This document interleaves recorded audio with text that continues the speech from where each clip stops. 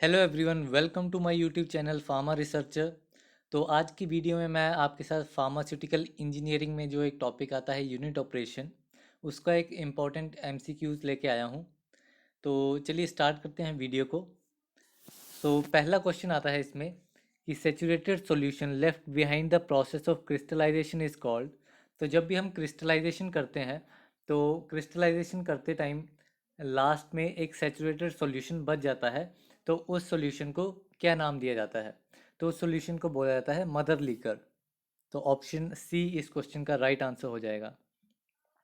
Then next question आता है हमारा, Swenson Walker crystallizer is a type of. तो स्वेंसन वॉल्कर क्रिस्टलाइजेशन किस टाइप का क्रिस्टलाइजर है? तो ये हमारा स्क्रैप्ड सरफेस क्रिस्टलाइजर होता है। तो ऑप्शन ए राइट होगा इसका। तो नेक्स्ट क्वेश्चन पे चलते हैं।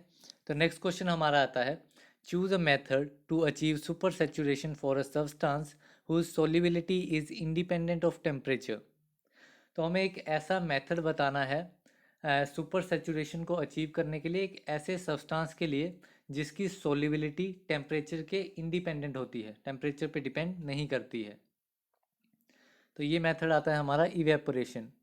इवेपोरेशन एक ऐसा मेथड है जिसमें हम किसी भी सब्सटेंस की सुपर सेचुरेशन अचीव कर सकते हैं, तब जब वो सब्सटेंस हमारा सब्सटेंस की जो सोल्युबिलिटी है हमारी, वो टेम्परेचर के इंडिपेंडेंट होती है। तो अभी नेक्स्ट क्वेश्चन पे चलते हैं। तो नेक्स्ट क्वेश्चन है हमारा, following uses the evaporation technique to achieve super saturation. तो इनमें से कौन सा क्रिस्टलाइजर है जो कि इवेपोरेशन टेक्निक को यूज करता है सुपर सेचुरेशन को अचीव करने के लिए? तो जो हमारा ऑप्शन ए रहेगा इसमें, दैट इज सर्कुलेशन मैग्मा क्रिस्टलाइजर।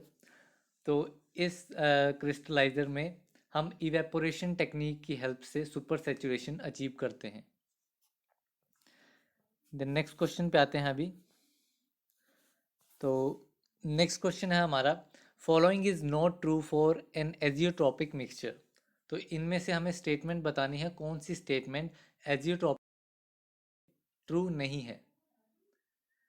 तो जो हमारी फर्स्ट स्टेटमेंट आती है इसमें, that is volatility of each component becomes equal. तो ये एकदम सही स्टेटमेंट है। एजियोट्रॉपिक मिक्सचर में जो हर एक कंपोनेंट होता है उसकी वॉलेटिलिटी इक्वल रहती है।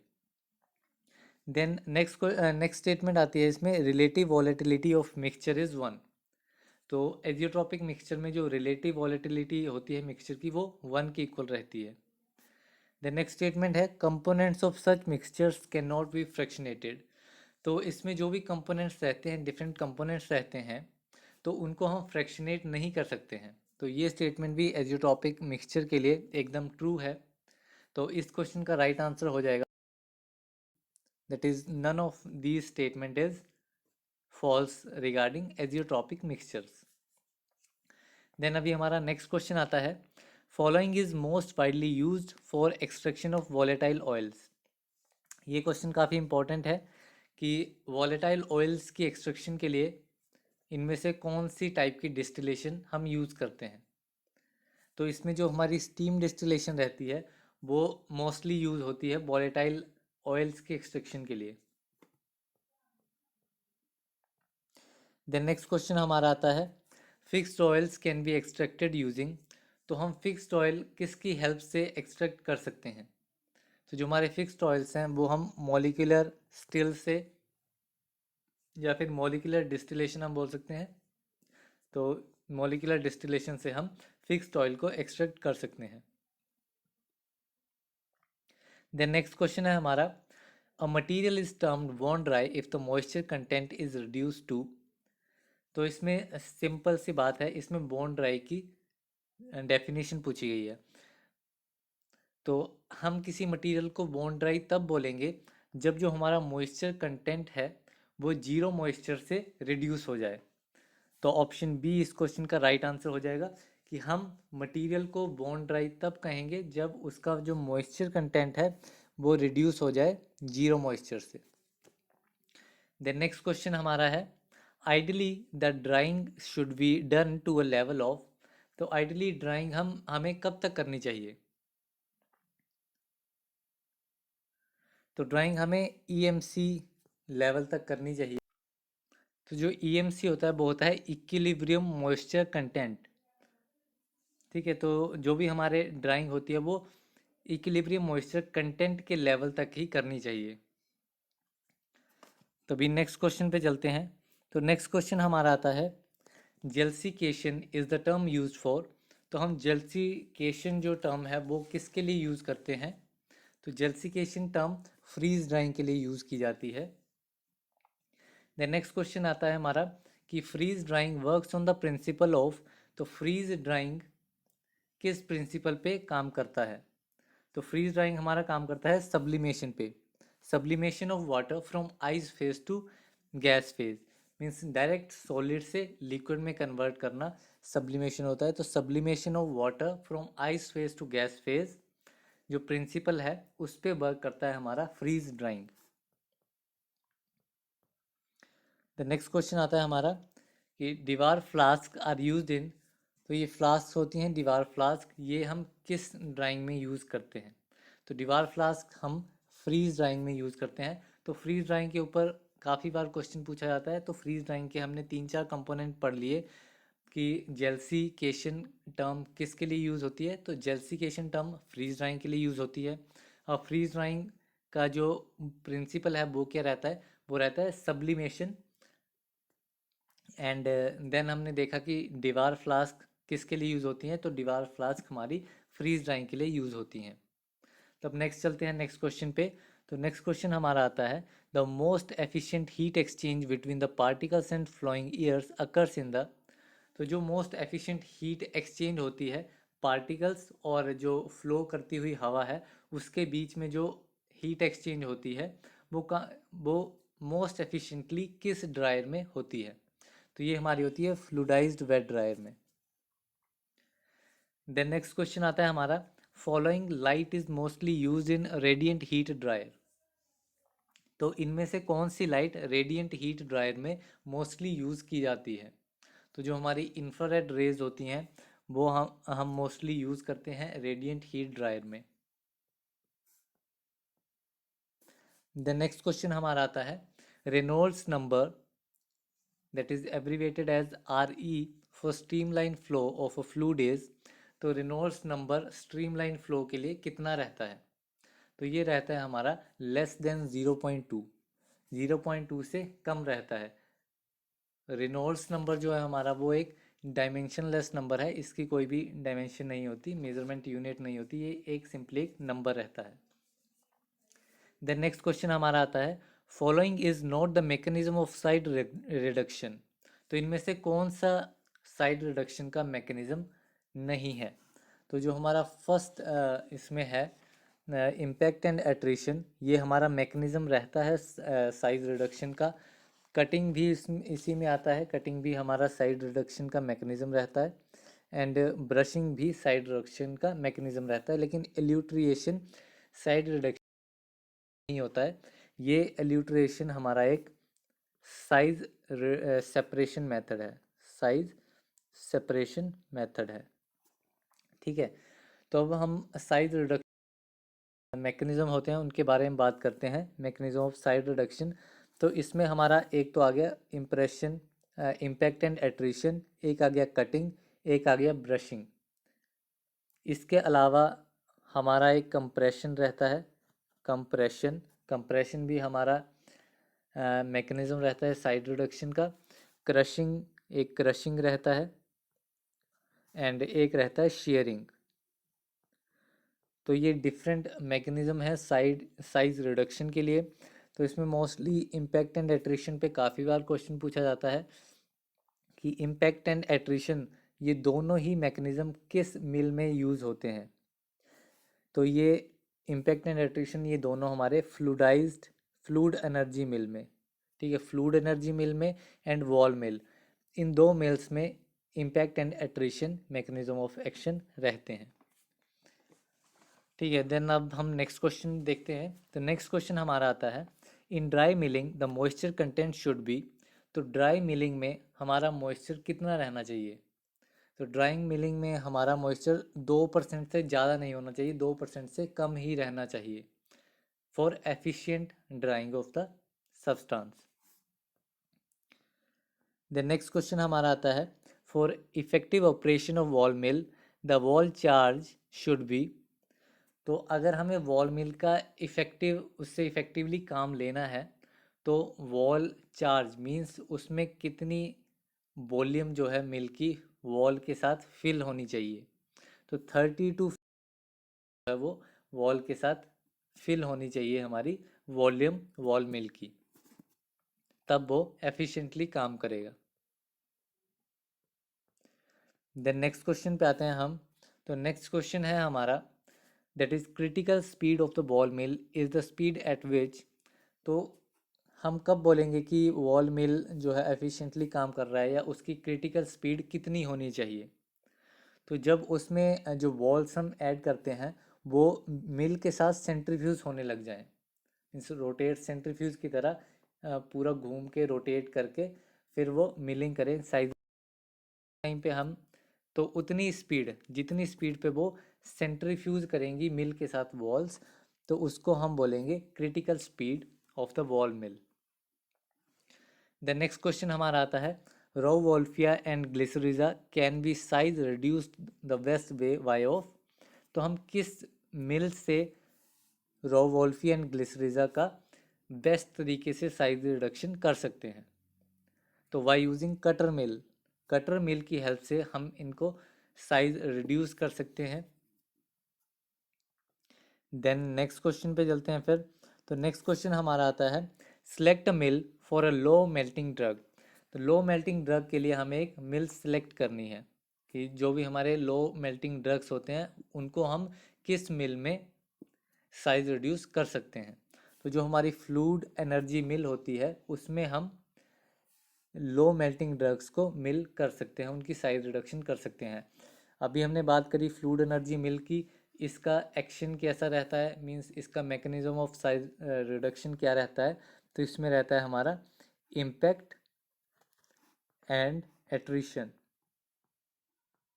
तो ये दोनों ही mechanism of action size reduction जो है वो फ्लूइड एनर्जी मिल में रहते हैं, और ये दोनों ही वॉल मिल के भी साइज रिडक्शन मैकेनिज्म है। देन नेक्स्ट क्वेश्चन पे अभी आते हैं। तो नेक्स्ट क्वेश्चन हमारा है, अकॉर्डिंग टू आईपी और बीपी इंडियन फार्माकोपिया और ब्रिटिश फार्माकोपिया के अकॉर्डिंग जो हमारे वेरी फाइन पाउडर्स होते हैं इज़ वन ऑफ विच।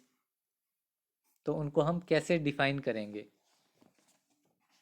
तो जो हमारे वेरी फाइन आते हैं वो वाले पार्टिकल्स होते हैं जो कि पास कर जाएं 120 मैश सीव से, ठीक है।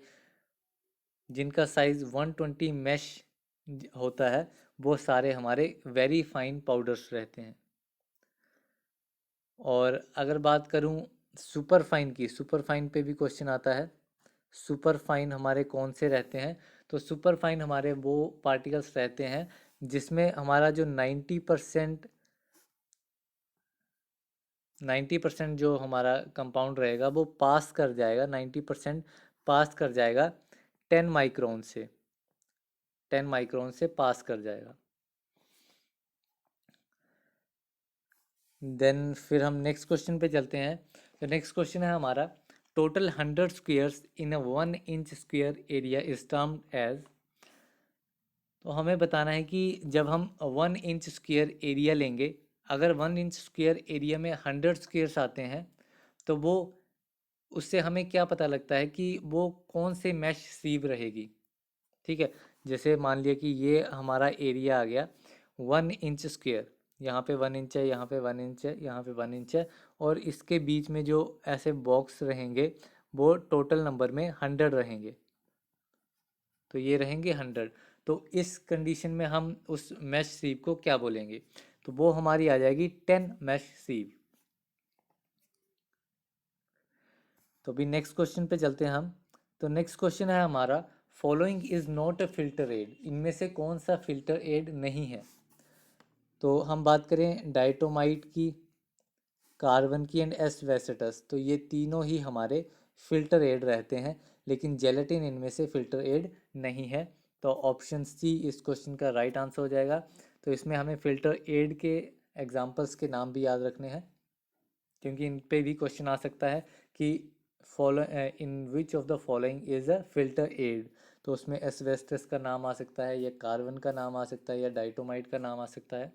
तो इस तरीके से भी ये क्वेश्चन रीफॉर्म हो सकता है।